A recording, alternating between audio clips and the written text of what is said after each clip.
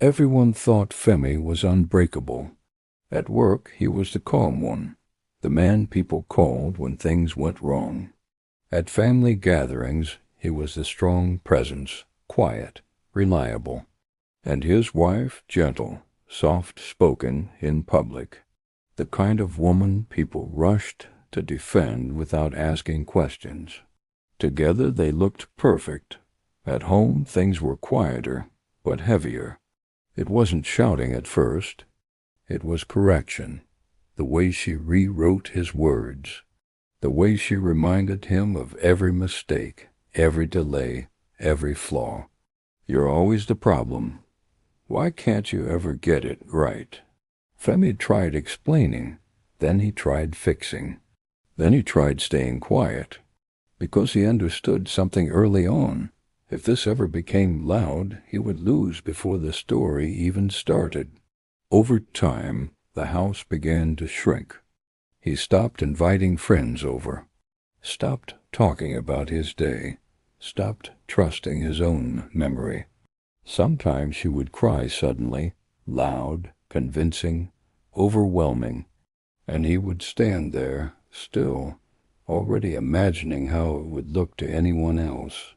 A big man, and a woman who looked like she needed protection. The moment that changed him wasn't an argument. It was a conversation with his younger cousin. "You don't sound like yourself anymore," she said. "You sound careful." That word stayed with him. One evening, when the familiar pattern started again, Femi didn't interrupt.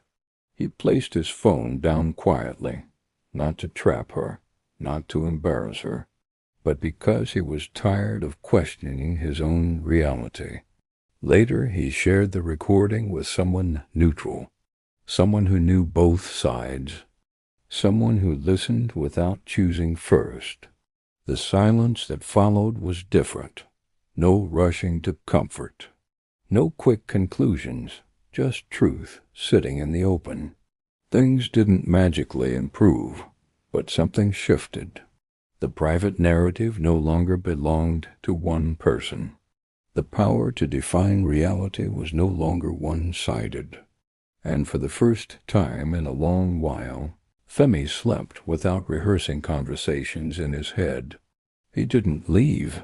He didn't explode. He didn't become what people expected.